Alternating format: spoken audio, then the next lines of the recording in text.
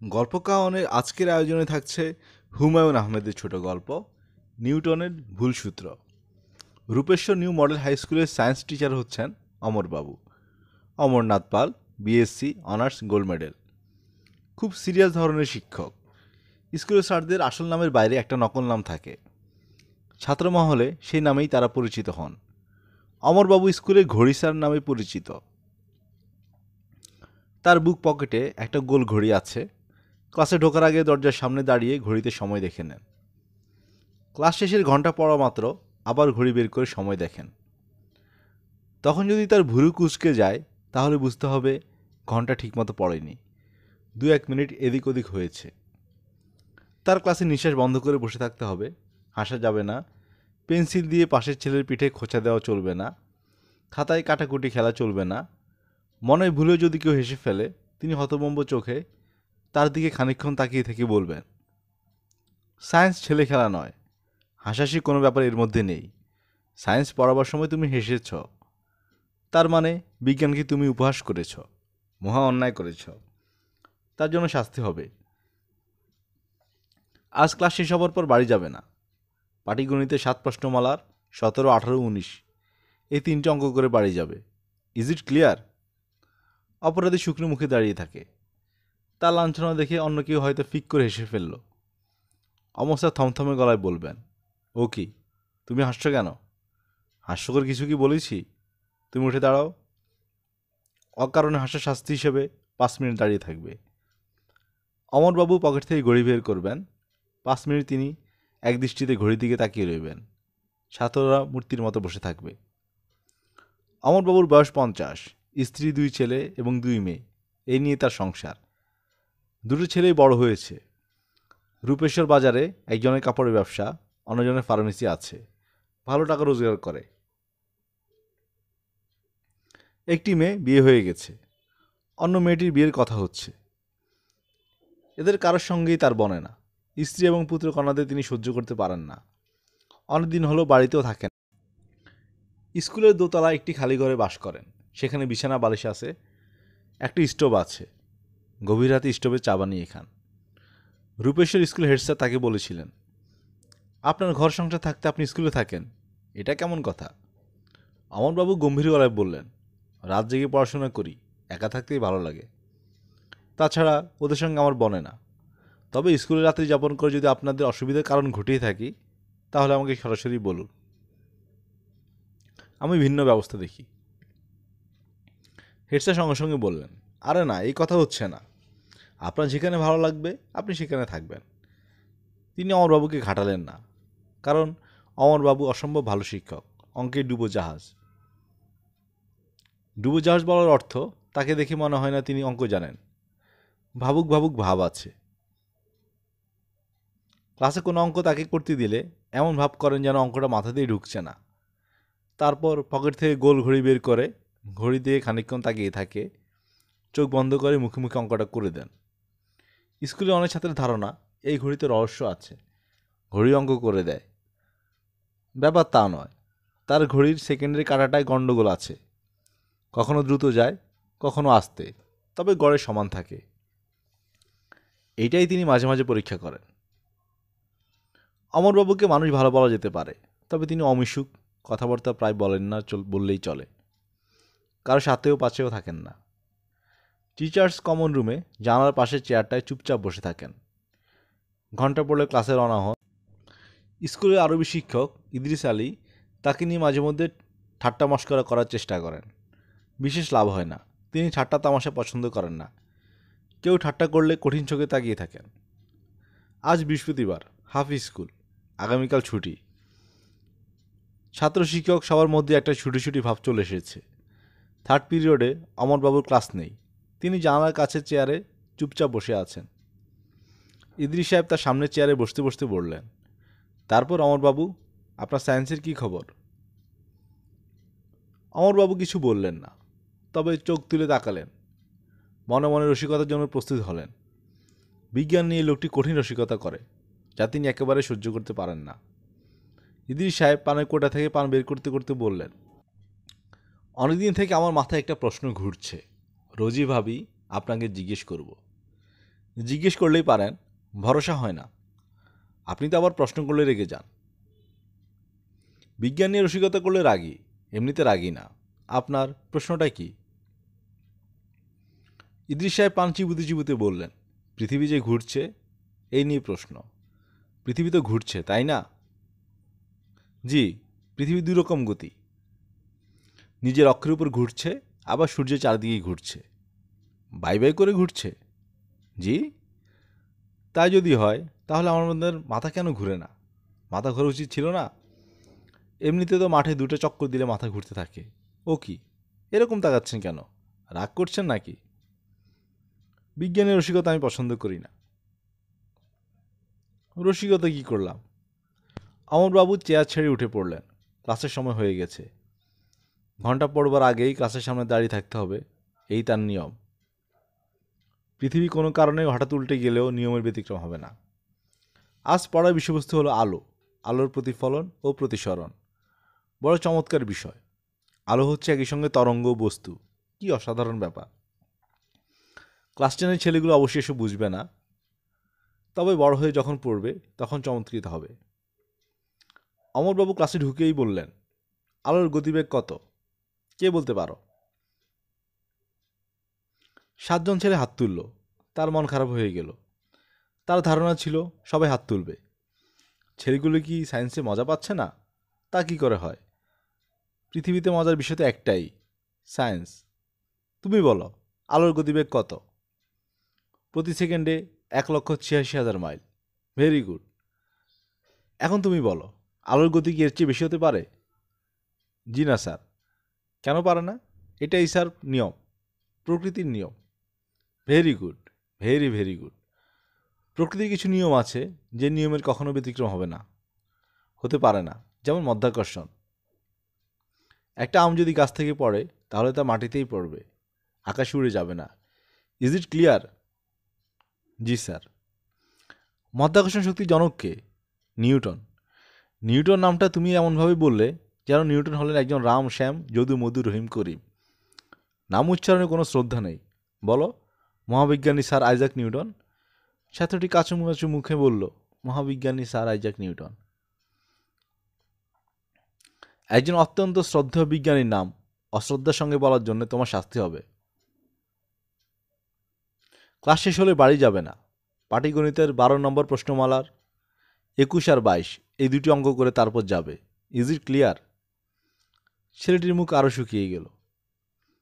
অমরবাবুর মনটাই খারাপ হয়ে গেল। ছেলেগুলি তার মন খারাপ করিয়ে দিচ্ছে। বিজ্ঞান অবহেলা করছে, অশ্রদ্ধার সঙ্গে পড়ছে। খুবই দুঃখের কথা। সন্ধ্যার পর তিনি স্কিল লাইব্রেরিতে খানিকক্ষণ পড়াশোনা করলেন। বিজ্ঞানী নিউটনের জীবন কথা। মনে অশান্ত ভাব কিছু কমল। তিনি স্কুলের দোতলায় নিজের ঘরে ফিরে এলেন। তার ছোট ছেলে রতন টিফিন ক্যারিয়ারে করে খাবার নিয়ে এসেছে। মুখ কাচুমাচু করে বারান্দায় দাঁড়িয়ে আছে। সে তার বাবাকে স্কুলের ছাত্রদের চেয়েও বেশি ভয় করে। রতন, কিছু বলবি? মা বলছিলেন, অনেকদিন আপনি বাড়িতে যান না। তাতে অসুবিধা তো কিছু হচ্ছে না। মার শরীরটা ভালো না, জ্বর। ডাক্তার ডেকে নিয়ে যা। আমাকে বলছিস কেন? আমি কি ডাক্তার? রতন মাথা নিচু করে চলে গেল। অমরবাবুর মনে হলো আর একটু ভালো ব্যবহার করলেই হতো, এতটা কঠিন হবার প্রয়োজন ছিল না। কঠিন না হয়ে বা কী করবেন? গাধা ছেলে, মেট্রিকটা 3বারেও পাশ করতে পারেনি। জগতের আনন্দময় বৈজ্ঞানিক সূত্রগুলো কিছুই জানল না। আলো কি সে সম্পর্কে কোনো ধারণা নেই। আলো কি জিজ্ঞেস করলে নির্ঘাত বলবে, এক ধরনের তরকারি, ভর্তা করেও খাওয়া যায়। ছি ছি। ঘড়ি ধরে ঠিক 9টায় তিনি রাতের খাবার শেষ করলেন। খাওয়া শেষ করতেই ঝেঁপে বৃষ্টি নামল। খোলা জানলা দিয়ে হু হু করে হাওয়া আসতে লাগলো, মেঘ ডাকতে লাগলো। অমরবাবু দরজা জানালা বন্ধ করে বিছানায় এসে বসলেন। তার ঘুমোতে যাওয়ার সময় বাধা আছে, রাত 10টা 20। এখনও অনেক বাকি আছে। এই সময়টা তিনি চুপচাপ বসে নানা বিষয় ভাবেন। ভাবতে ভালো লাগে। আগে পড়াশোনা করতেন, এখন চোখের কারণে হারিকেনের আলোয় বেশিক্ষণ পড়তে পারেন না, মাথার যন্ত্রণা হয়। ঢাকায় গিয়ে ভালো ডাক্তার দিয়ে চোখ দেখানো দরকার। তিনি বিছানায় পা তুলে উঠে বসলেন। শীত শীত লাগছিল। গায়ে একটা চাদর জড়াবেন কি না যখন ভাবছেন, তখন হঠাৎ শরীরটা ঝিমঝিম করে উঠল। তিনি খানিকটা নড়ে উঠলেন। তার তখন অস্বাভাবিক একটা ব্যাপার হলো। তিনি লক্ষ্য করলেন বিছানা ছেড়ে তিনি উপরে উঠে যাচ্ছেন। প্রায় হাত তিনেক উঠে গেলেন এবং সেখানেই স্থির হয়ে গেলেন। চোখের ভুল? অবশ্যই চোখের ভুল। মহাবিজ্ঞানী নিউটনের সূত্র অনুযায়ী এটা হতে পারে না, হতে পারে না, হতে পারে না, নিতান্তই অসম্ভব। সূর্য পশ্চিম দিকে ওঠা যেমন অসম্ভব, এটাও তেমনি অসম্ভব। এ হতেই পারে না। কিন্তু হয়েছে। তিনি খাট থেকে 3 হাত উপরে স্থির হয়ে আছেন। ঘরে সব কিছু আগের মতো আছে, শুধু তিনি শূন্যে ভাসছেন। অমরবাবু চোখ বন্ধ করে মনে মনে বললেন, হে ঈশ্বর, দয়া করো, দয়া করো। শরীরে কেমন যেন অনুভূতি হলো, হয়তো এবার নিচে নেমেছেন। তিনি চোখ খুললেন, না, আগের জায়গাতেই আছেন। এটা কি করে হয়? প্রচণ্ড শব্দে বিদ্যুৎ চমকালো, আর সঙ্গে সঙ্গে তিনি ধপ করে নিচে পড়লেন। খানিকটা ব্যথাও পেলেন। তিনি সঙ্গে সঙ্গে বিছানায় শুয়ে পড়লেন। চাদর দিয়ে সারা শরীর ঢেকে দিলেন। কী ঘটেছে তা নিয়ে তিনি আর ভাবতে চান না, ঘুমোতে চান, নিশ্চিন্তে ঘুম। ঘুম ভেঙে যাওয়ার পর হয়তো সব স্বাভাবিক হয়ে যাবে। রাতে তার ভালো ঘুম হলো। শেষ রাতের দিকে তিনি একবার জেগে উঠে বাথরুমে যান। আজ তাও গেলেন না। এক ঘুমে রাত পার করে দিলেন। যখন ঘুম ভাঙল, তখন চারিদিকে দিনের কড়া আলো, রোদ উঠে গেছে। তার দীর্ঘ জীবনে এই প্রথম সূর্য ওঠার পর ঘুম ভাঙল। রাতে কি ঘটেছিল তা মনে করে গায়ে কাঁটা দিয়ে উঠল। দুঃস্বপ্ন, নিশ্চয়ই দুঃস্বপ্ন। বদহজম হয়েছিল। বদহজমের কারণে দুঃস্বপ্ন দেখেছেন। বসে বসেই ঘুমিয়ে পড়েছিলেন। এরকম হয়। মানুষ খুব ক্লান্ত থাকলে বসে বসে ঘুমিয়ে পড়তে পারে। ঘুমের মধ্যেই স্বপ্ন দেখেছেন। দীর্ঘ স্বপ্নের স্থায়িত্বকাল হয় খুব কম। হয়তো 1 সেকেন্ডের একটা স্বপ্ন দেখছেন, এই হবে, এছাড়া আর কি। স্বপ্ন অবশ্যই স্বপ্ন। অমরবাবুর মন একটু হালকা হলো। পরের দিনের কথা। প্রথম পিরিয়ডে অমরবাবুর ক্লাস নেই। টিচার্স কমন রুমে চুপচাপ বসে আছেন। ইদ্রিস সাহেব যথারীতি তার পাশে এসে বসলেন। পানির কোটে বের করতে করতে বললেন, অমরবাবুর শরীর খারাপ নাকি? জি না, দেখে কেমন কেমন জানি লাগছে, মনে হচ্ছে অসুস্থ। গায়ে কি জ্বর আছে? জি না। রাতে ভালো ঘুম হয়েছিল? তবে দুঃস্বপ্ন দেখেছি। কি দুঃস্বপ্ন দেখেছেন? অমরবাবু ইতস্তত করে বলল, দেখলাম শূন্যে ভাসছি। আরে ভাই, এটা কি দুঃস্বপ্ন? শূন্যে ভাসা, আকাশে উড়ে যাওয়া, এইসব তো আমি রোজই দেখি। মাঝে মাঝে স্বপ্ন দেখি অনেক উঁচু থেকে ধূপ করে মাটিতে পড়ে গেছি। খুব টেনশনের স্বপ্ন। অমরবাবু নিচু গলায় বললেন, ঠিক স্বপ্ন না, মনে হয় জাগ্রত অবস্থায় দেখেছি। কি বললেন? জাগ্রত অবস্থায়? জেগে জেগে দেখলেন আপনি শূন্যে ভাসছেন? জি। জাগ্রত অবস্থায় দেখলেন শূন্যে ভাসছেন? অমরবাবু জবাব দিলেন না। মাথা নিচু করে চুপচাপ বসে রইলেন। ইদ্রিস সাহেব বললেন, রাত দিন সায়েন্স সায়েন্স করে আপনার মাথা হয়ে গেছে। বিশ্রাম দরকার। আপনি এক কাজ করুন, ছুটি নিয়ে বাড়ি চলে যান। আজ ক্লাস নেওয়ার দরকার নেই। আমি হেড স্যারকে বলে আসি। না না, আমার শরীর ঠিকই আছে। অমরবাবু যথারীতি ক্লাসে গেলেন। তার পড়াবার কথা আলোর ধর্ম। তিনি শুরু করলেন মধ্যাকর্ষণ। দুটি বস্তু আছে, একটির ভর m1, অন্যটির ভর m2। তাদের মধ্যে দূরত্ব হচ্ছে r। তাহলে মাধ্যাকর্ষণ বলের পরিমাণ হবে m1 × m2 divided by r। এটি একটি বৈজ্ঞানিক সত্য, স্যার আইজাক নিউটনের বিখ্যাত সূত্র। এর কোনো নড়চড় হবে না, হতে পারে না। বাবারা বুঝতে পারছো? ছেলেরা মুখ চাওয়াচাই করতে লাগলো। আজ পড়াবার কথা আলোর ধর্ম, প্রতিফলন, প্রতিসরণ। স্যার মধ্যাকর্ষণ পড়াচ্ছেন কেন? বাবারা কি বলছি বুঝতে পারছো? ছাত্ররা জবাব দিল না। যদি কেউ বুঝতে না পারো তাহলে হাত তোলো। কেউ হাত তুলো না। একসময় ঘন্টা পড়ে গেল। কোনোদিনও যা হয় না তাই হলো। অমরবাবু ঘন্টা পড়ার পরেও চুপচাপ বসে রইলেন। পকেট থেকে ঘড়ি বের করে সময় দেখলেন না বা উঠেও গেলেন না। চোখ বন্ধ করে মূর্তির মতো বসে রইলেন। ছাত্রদের বিস্ময়ের কোনো সীমা রইল না। সন্ধ্যা হয়ে গেছে। অমরবাবু লাইব্রেরিতে বসে আছেন। হাতে একটা বই, নাম মৌমাছিদের বিচিত্র জীবন। পড়তে বড় ভালো লাগছে। কত ক্ষুদ্র প্রাণী, অথচ কি অসম্ভব বুদ্ধি, কি অসম্ভব জ্ঞান। মৌচাকের ভিতরে তাপমাত্রা তারা একটি নির্দিষ্ট স্থানে স্থির করে রাখে, বাড়তেও দেয় না, কমতেও দেয় না। এই কাজটা তারা করে অতি দ্রুত পাখা কাঁপিয়ে। তাপমাত্রা 1000 ভাগের 1 ভাগও বেশ কম হয় না। মানুষের পক্ষেও যা বেশ কঠিন। তিনি রাত 8টার দিকে নিজের ঘরে ফিরে গেলেন। শরীরটা ভালো লাগছে না, একটু জ্বর জ্বর লাগছে। টিফিন ক্যারিয়ারে খাবার দিয়ে গেছে। তিনি কিছু খাবেন না বলে ঠিক করলেন, না খাওয়াই ভালো হবে। অনেক সময় পেটের গণ্ডগোল থেকে মস্তিষ্ক উত্তেজিত হয়, তাতে আজে বাজে স্বপ্ন দেখার ব্যাপারটা ঘটতে পারে। না খেলে তা হবে না। লেবু শরবত বানিয়ে 1 গ্লাস শরবত খেয়ে সকাল সকাল শুয়ে পড়লেন। কাল শীত লাগছিল, আজ আবার গরম লাগছে।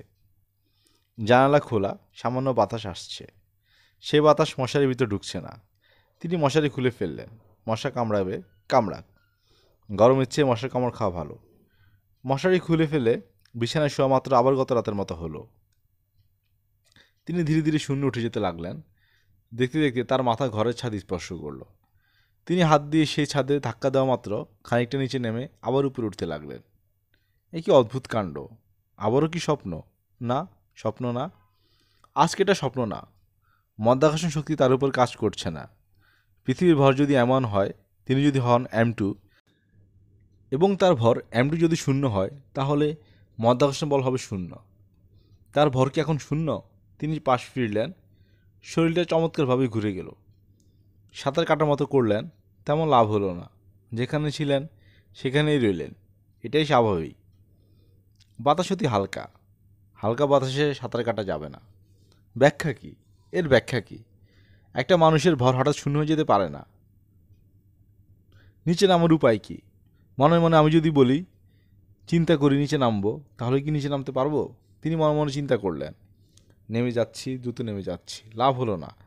যেখানে ছিলেন সেখানেই রইলেন। আচ্ছা, তিনি যদি থুতু ফেলেন, তাহলে থুতুটার কী হবে? মাটিতে পড়ে যাবে না, শূন্য ঝুলতে থাকবে? তিনি থুতু ফেললেন। খুব স্বাভাবিকভাবে থুতু মাটিতে পড়ল। গায়ের পাঞ্জাবিটা খুলে দিলে সেটিও কি শূন্যে ভাসতে থাকবে, নাকি নিচে পড়ে যাবে? অতি সহজেই এ পরীক্ষা করা যায়। তিনি গায়ের পাঞ্জাবি খুলে ফেললেন। ছেড়ে দিতেই দ্রুত তা নিচে নেমে গেল। তার মানে অদ্ভুত ব্যাপারটির সঙ্গে শুধুমাত্র তিনিই জড়িত। তার গায়ের পোশাকের সঙ্গে এর কোনো যোগ নেই। তিনি চোখ বন্ধ করে চিন্তা করছেন, মধ্যাকর্ষণ বল যদি F হয়, তাহলে F = m1 × m2 / r²। m1 পৃথিবীর ভর, m2 তার নিজের ভর, আর হচ্ছে তার সঙ্গে পৃথিবীর দূরত্ব। m2 যদি শূন্য হয়, তবে F হবে শূন্য, কিংবা আর যদি হয় অসীম, তাহলেও F হবে শূন্য। কোনো বিচিত্র কারণে কি তার সঙ্গে পৃথিবীর দূরত্ব অসীম হয়ে যাচ্ছে? ভাবতে ভাবতে অমরবাবুর ঘুম পেয়ে গেল। একসময় মাটি থেকে 6 ফুট উঁচুতে সত্যি সত্যি ঘুমিয়ে পড়লেন। গভীর ঘুম। তার নাকও ডাকতে লাগলো। ঘুমের মধ্যেই তিনি পাশ ফিরে শুলেন। কোনো রকম অসুবিধা হলো না। ঘুম ভাঙল ভোরবেলা। অনেক বেলা হয়েছে। ঘরে রোদ ঢুকেছে। তিনি পড়ে আছেন মেঝেতে। কখন মাটিতে নেমে এসেছেন তিনি জানেন না। গায়ে কোনো ব্যথা বোধ নেই, কাজেই ধপ করে পড়েননি। আস্তে আস্তে নেমে এসেছেন। অমরবাবু স্বাভাবিক মানুষের মতো হাত মুখ ধুলেন, মুড়ি গুড়ি দিয়ে সকালে নাস্তা করলেন। পুকুর থেকে গোসল শেষ করে যথাসময় স্কুলে গেলেন। আজ প্রথম পিরিয়ডেই তার ক্লাস। তিনি ক্লাস না নিয়ে নিজের চেয়ারে মাথা নিচু করে চুপচাপ বসে রইলেন। মনে হলো ঘুমোচ্ছেন। আসলে ঘুমোচ্ছিলেন না, ভাবার চেষ্টা করেছিলেন তার জীবনে এসব কী ঘটছে। ব্যাপারটা শুধু রাতেই ঘটছে, দিনে ঘটছে না। আচ্ছা, তিনি যদি তার নিজের ঘরে না ঘুমিয়ে অন্য কোথাও থাকেন, তাহলে কি এই ব্যাপার ঘটবে? রাতে খোলা মাঠে যদি ঘুমিয়ে থাকেন, তাহলে কি ভাসতে ভাসতে মহাশূন্যে চলে যাবেন? মঙ্গল গ্রহের কাছাকাছি বা সূর্যের কাছাকাছি, কিংবা আরও দূরে অ্যান্ড্রোমিডা নক্ষত্রপুঞ্জে, সুদূর কোনো ছায়াপথে? স্যার! অমরবাবু চমকে তাকালেন। দপ্তরি কালির উপর দাঁড়িয়ে আছে। হেড স্যার আপনারই বুলায়। হেড স্যার তাকে কেন ডাকিয়ে পাঠালেন তিনি ঠিক বুঝতে পারছেন না। ইদ্রিস সাহেব কি হেড স্যারকে কিছু বলেছেন? পেট পাতলা মানুষ, বলাটাই স্বাভাবিক। আচ্ছা, ব্যাপারটা কি তিনি নিজে গুছিয়ে হেড স্যারকে বলবেন? বলা যেতে পারে। মানুষ ভালো, শুরুতে অবিশ্বাসী হাসি হাসবেন না। হেড স্যার বললেন, কেমন আছেন অমরবাবু? জি ভালো। দেখে তো ভালো মনে হচ্ছে না, বসুন। চা খাবেন? চা তো স্যার আমি খাই না। এক আধবার খেলে কিছু হয় না, খান। কালীপদকে চা দিতে বলেছি।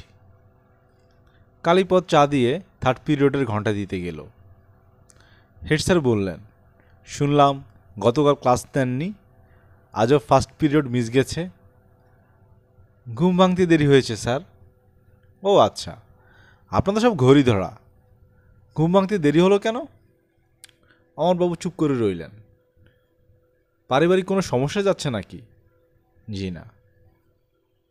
আপনার মেয়ে গতকাল আমার কাছে এসেছিল, খুব কান্নাকাটি করলো। আপনি বাড়িতে থাকেন না, এই নিয়ে বেচারির মনে খুব দুঃখ। দুঃখ হওয়াটাই স্বাভাবিক। আমি একা থাকতেই পছন্দ করি। নিজের পছন্দকে সবসময় খুব বেশি গুরুত্ব দিতে নেই, অন্যদের কথা ভাবতে হয়। আমরা সামাজিক জীব।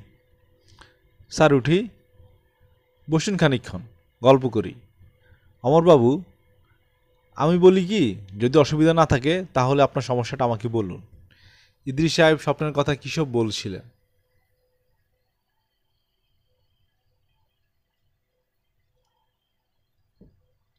অমরবাবু ইতস্তত করে বললেন, বিজ্ঞানের সূত্র মিলছে না স্যার। হেডমাস্টার সাহেব বিস্মিত হয়ে বললেন, কোন সূত্র মিলছে না?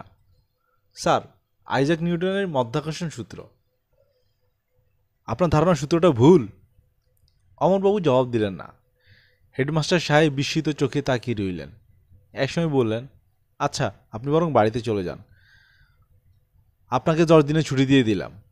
বিশ্রাম করুন, বিশ্রাম দরকার। অতিরিক্ত পরিশ্রম মাঝে মাঝে মানুষের মাথা এলোমেলো হয়ে যায়। স্যার, আমার মাথা ঠিকই আছে। অবশ্যই ঠিক আছে, কথার কথা বললাম। যান, বাসায় চলে যান। বাড়ির সবাই অস্থির হয়ে আছেন। অমরবাবু বাড়ি গেলেন না। কমন রুমে নিজের চেয়ারে এসে বসলেন। হাতে একটা ফুল স্কেপ কাগজ। সেই কাগজে নিউটনের সূত্র নতুনভাবে লিখলেন, F is equal to K into m1 into m2 divide by R square. এখানে কে এর মান 1, তবে মাঝে মাঝে কে এর মান 0 হচ্ছে, যেমন তার ক্ষেত্রে হচ্ছে। একসময় কলম দিয়ে নির্মমভাবে সব কেটেও ফেললেন। নিউটন যে সূত্র দিয়ে গেছেন, তার মতো সামান্য মানুষ সেই সূত্র পাল্টাতে পারেন না। অমরবাবু টিফিন পিরিয়ডে অনেক সময় নিয়ে ইংরেজিতে ঢাকা বিশ্ববিদ্যালয়ের পদার্থবিদ্যার চেয়ারম্যানকে একটা চিঠি লিখলেন। চিঠির বাংলা অনুবাদ অনেকটা এরকম, জনাব, আমি রূপেশ্বর হাই স্কুলের বিজ্ঞানের একজন শিক্ষক। নিতান্ত অনন্যোপায় হইয়া আপনাকে পত্র দিতেছি। সম্প্রতি আমার জীবনে এমন এক ঘটনা ঘটিতেছে, যাহার কোনো বৈজ্ঞানিক ব্যাখ্যা আমি খুঁজিয়া না পাইয়া আপনার দ্বারস্থ হইলাম। আমি শূন্যে ভাসিতে পারি, আপনার নিকট খুব অদ্ভুত মনে হইলেও ইহা সত্য। আমি ঈশ্বরের নামে শপথ নিয়ে বলিতেছি, আপনাকে যাহা বলিলাম সবই সত্য। কোনো রকম চেষ্টা ছাড়াই আমি শূন্য উঠতে পারি এবং ভাসমান অবস্থায় দীর্ঘ সময় কাটাইতে পারি। জনাব, বিষয়টা কি বুঝিবার ব্যাপারে আপনি যদি আমাকে সাহায্য করেন, তাহলে এই অধম আপনার কাছে চিরকৃতজ্ঞ থাকিবে। আপনি বলিলেই ঢাকা আসিয়া আমি আপনাকে শূন্য ভাষা ব্যাপারটি চাক্ষুষ দেখাইব।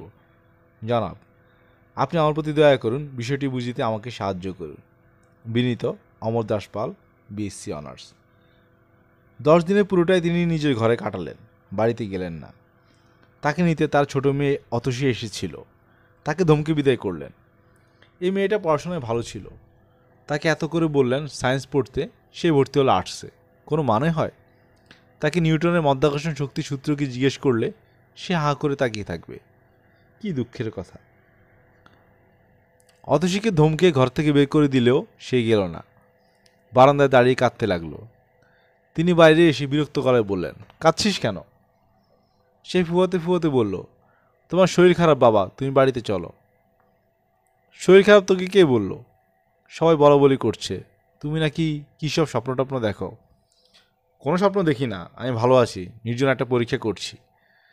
পরীক্ষা শেষ হোক, তোদের সঙ্গে এসে কয়েকদিন থাকবো। কিসের পরীক্ষা? কিসের পরীক্ষা বললে তো তুই বুঝবি না, হা করে তাকিয়ে থাকবি। এত করে বললাম সায়েন্স পড়তে। অঙ্ক পারি না যে। অঙ্ক না পারা কি আছে, যোগ বিয়োগ গুণ ভাগ, অঙ্কতের বাইরে না। কাঁদিস না, বাসায় যা, আমি ভালো আছি। তিনি যে ভালো আছেন তা কিন্তু না, রোজ রাতে একই ব্যাপার ঘটছে। খেয়ে দিয়ে ঘুমোতে যান, মাঝরাতে ঘুম ভেঙে দেখেন শূন্যে ভাসছেন। তখন আতঙ্কে অস্থির হওয়া ছাড়া পথ থাকে না। তিনি ইচ্ছে করলেই নিচে নামতে পারেন না। নিচে কীভাবে নামেন তাও জানেন না। রাতটা তার অঘুমেই কাটে।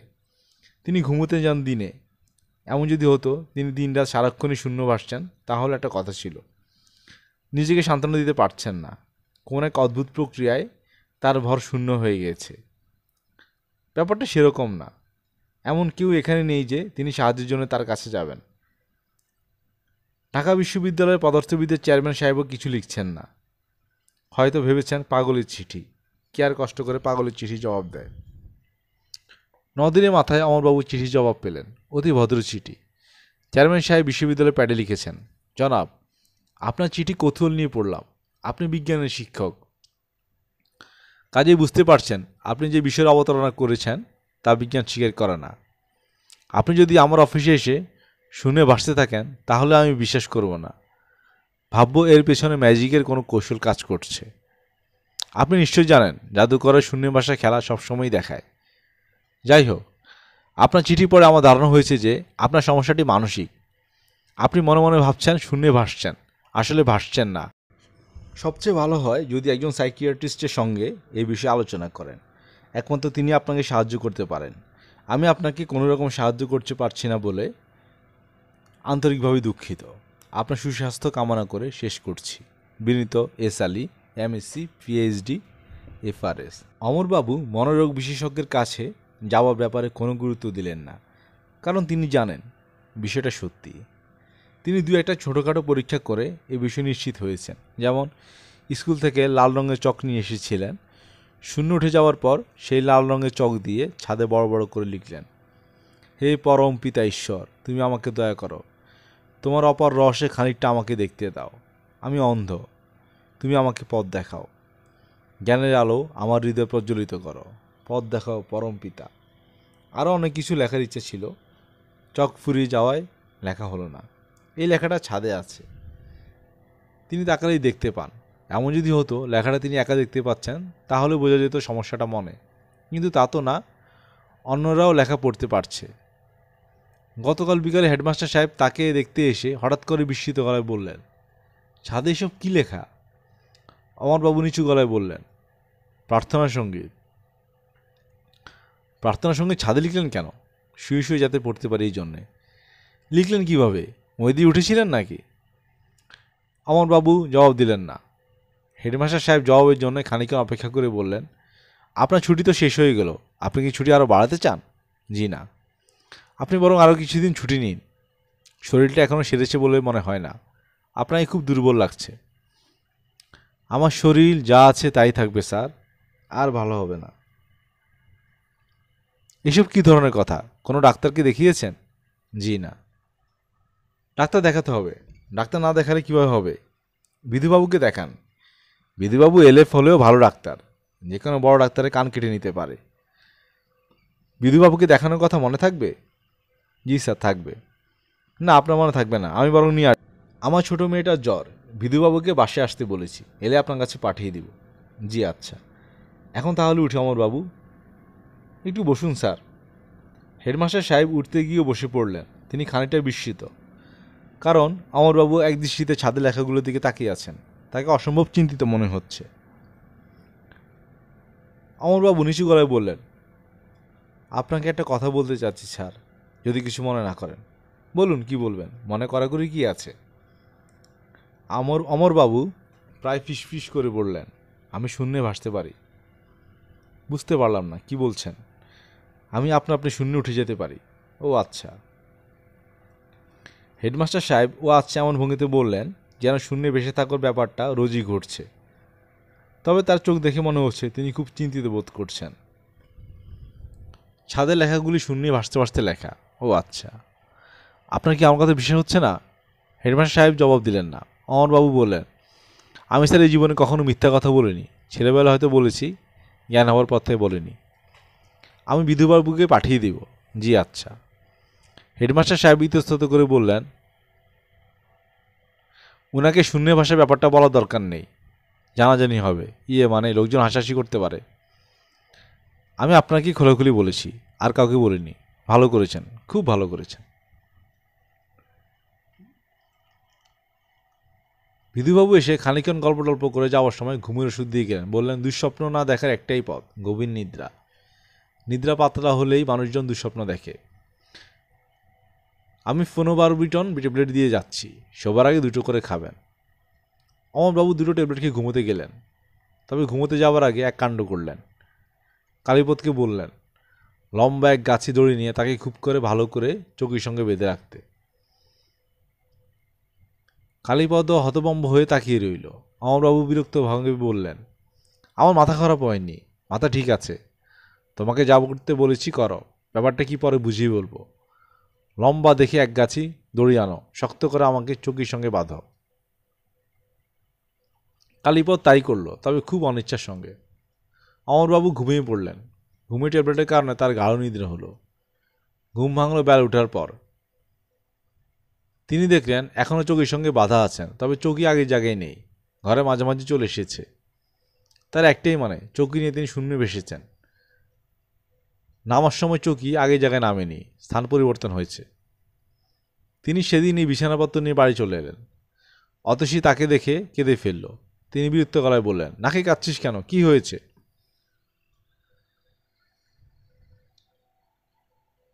অতসী কাঁদতে কাঁদতেই বলল, তোমার শরীর এত খারাপ হয়েছে কেন বাবা? কি ভয়ঙ্কর রোগ হয়ে গেছো, ভালো ঘুম হচ্ছে না, এই জন্য শরীর খারাপ হয়েছে। এত নাকে কাদার কি হলো? সবাই বলা বলি করছে তোমার নাকি মাথা খারাপ হয়ে গেছে। কালীপদ নাকি রোজ রাতে দড়ি দিয়ে তোমাকে বেঁধে রাখতে। কি যন্ত্রণা, একবারই বাঁধতে বলেছিলাম, এর মধ্যেই গল্প ছড়িয়ে গেছে। তোমার কি হয়েছে বাবা, বলো। কিছু হয়নি। অমরবাবু 6 দিন বাড়িতে থাকলেন। এই 6 দিন একটি গুরুত্বপূর্ণ তথ্য আবিষ্কার করলেন। শূন্য ভাষার ব্যাপারটা তিনি একা থাকার সময়ই ঘটে, অন্য কেউ তার সঙ্গে ঘুমুলে ঘটে না। যে করাত তার স্ত্রী তার সঙ্গে ঘুমিয়েছেন, সে করাত তিনি শূন্য ভাসেননি। দুরাত ছিলেন একা একা, দুরাতে শূন্য উঠে গেছেন। পূজা ছুটির পর স্কুল নিয়মিত শুরু হলো। তিনি স্কুলে গেলেন না, লম্বা ছুটি দরখাস্ত করলেন। আবার বাড়ি ছেড়ে বাস করতে শুরু করলেন স্কুলের ঘরে। দীর্ঘদিন বাড়িতে থাকতে তার ভালো লাগে না। শূন্য ভাষার ব্যাপারটা রোজ ঘটতে লাগলো, আগের চেয়ে অনেক বেশি ঘটতে লাগলো। এখন বিছানায় শোয়া মতো শূন্য উঠে যান, সারা রাত সেখানেই কাটে। শেষ রাতের দিকে নিচে নেমে আসেন। ব্যাপারটা ঘটে শুধু রাতে, দিনে কখনো ঘটে না, এবং অন্য কোনো ব্যক্তি সামনে ঘটে না। হেড স্যার এবং ইদ্রিস স্যার পরপর 2 রাত অমরবাবুর ঘরে জেগে বসেছিলেন দেখার জন্য ব্যাপারটা কি। তারা মুহূর্তের জন্য চোখের পাতা এক করেননি, লাভ হয়নি, কিছুই দেখেননি। হেড স্যার বললেন, ব্যাপারটা পুরোপুরি মানসিক। অমরবাবু দুঃখিত গলায় বললেন, আপনার কি ধারণা আমি পাগল হয়ে গেছি? না, তা না, পাগল হবেন কেন, তবু আমার ধারণা ব্যাপারটা আপনার মনে ঘটছে। একবার ঢাকায় চলুন না, একজন মনোরোগ বিশেষজ্ঞের সঙ্গে কথা বলি। না, ক্ষতি তো কিছু নেই, চলুন না। আমি যেতে চাচ্ছি না স্যার, কারণ আমি জানি ব্যাপারটা সত্যি। সত্যি না হলে ছাদের লেখাগুলো আমি কীভাবে লিখলাম? দেখছেন তো, ঘরে কোনো মই নেই।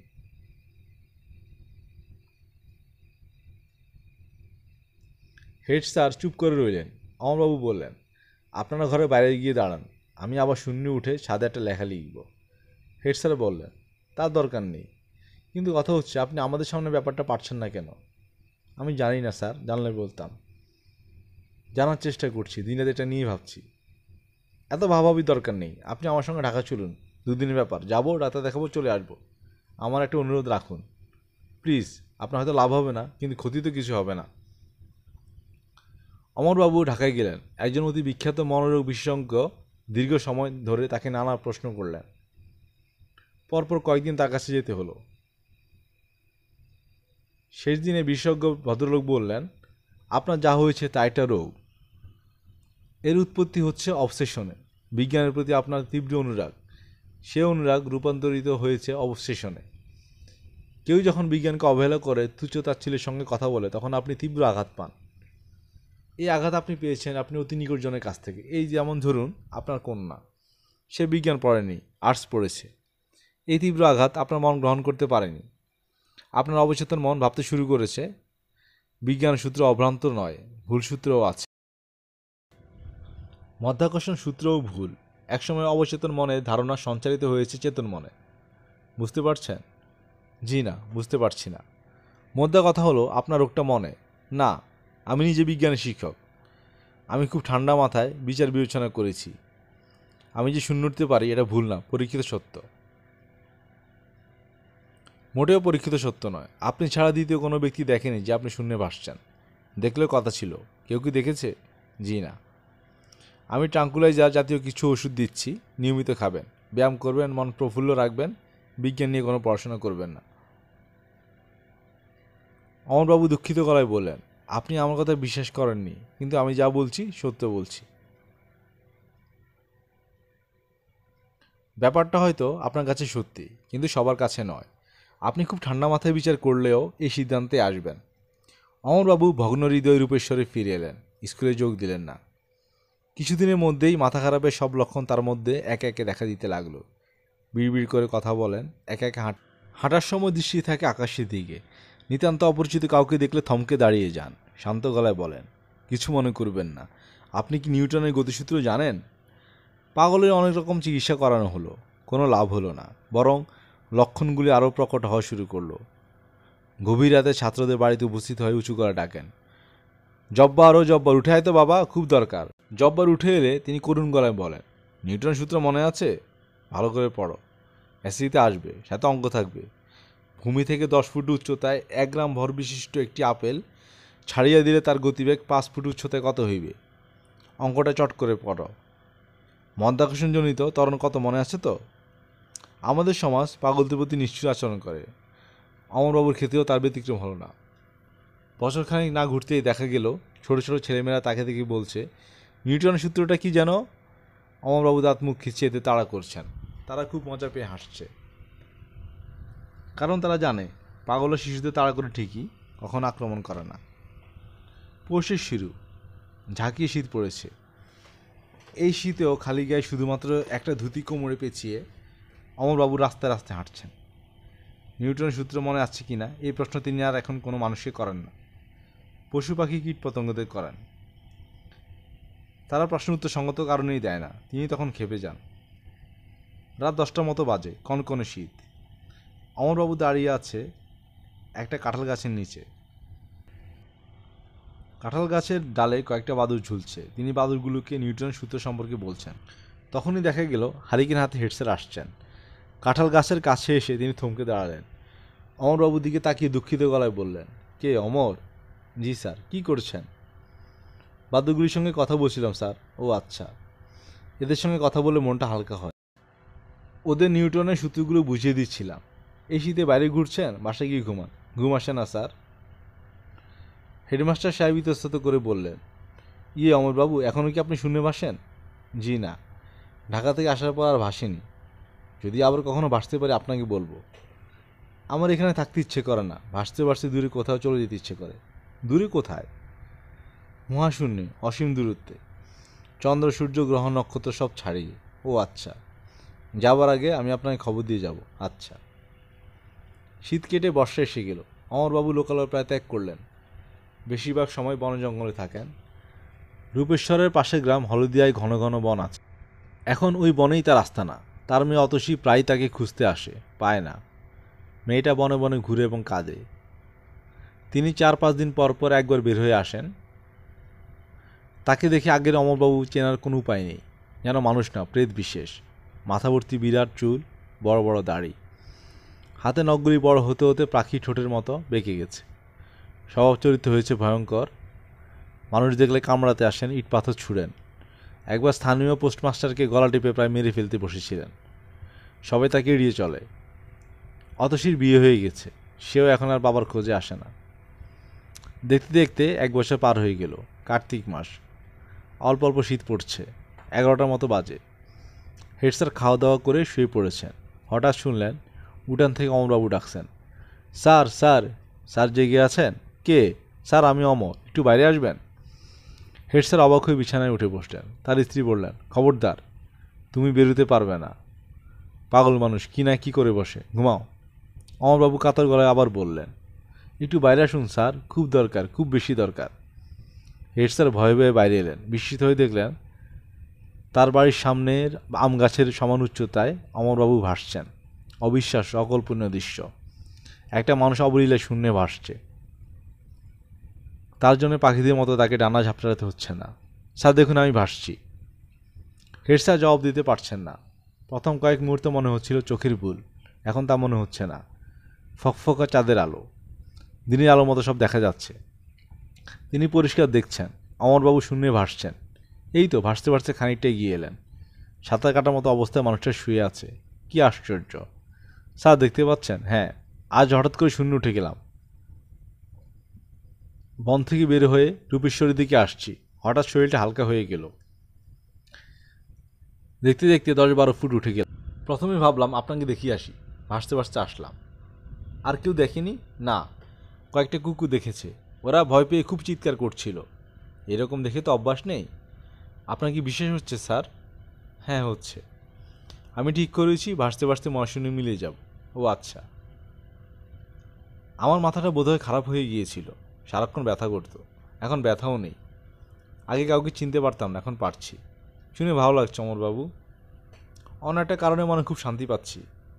কারণটা বলি, মহাশূন্যে ভাষার রহস্যটা ধরতে পেরেছি। হেডমাস্টার সাহেব আগ্রহের সঙ্গে বললেন, রহস্যটা কি? রহস্যটা খুব সাধারণ। এতদিন কেন ধরতে পারেনি কে জানে। তবে স্যার, আপনাকে রহস্যটা বলবো না। বললে আপনি শিখে তখন দেখা যাবে সবাই ভাসছে। এটা ঠিক না, প্রকৃতি তা চায় না। স্যার যাই। অমরবাবু উপরে উঠতে লাগলেন, অনেক অনেক উঁচুতে। একসময় তাকে কালো বিন্দুর মতো দেখাতে লাগলো। হেড স্যারের স্ত্রী হারিকেন হাতে বারান্দায় এসে ভীত গলায় বললেন, কি ব্যাপার, পাগলটা কোথায়? চলে গেছে। তুমি বাইরে কেন? ভিতরে এসে ঘুমাও। তিনি ঘরে এসে শুয়ে পড়লেন। অমরবাবুকে এরপর আর কেউ এই অঞ্চলে দেখেনি। হেড স্যার সেই রাতের কথা কাউকেই বলেননি। কেউ তার কথা বিশ্বাস করবে না। সবাই পাগল ভাববে। একবার পাগল ভাবতে শুরু করলে শেষ পর্যন্ত পাগল হতেই হয়। এটা তো তিনি নিজ চোখেই দেখেছেন। এতক্ষণ আপনারা শুনছিলেন হুমায়ুন আহমেদের ছোট গল্প নিউটনের ভুলসূত্র। আমরা নিয়মিত গল্প পাঠ করে শোনাচ্ছি। নিয়মিত গল্প শুনতে আমাদের চ্যানেলটি সাবস্ক্রাইব করে পাশে থাকুন। ধন্যবাদ।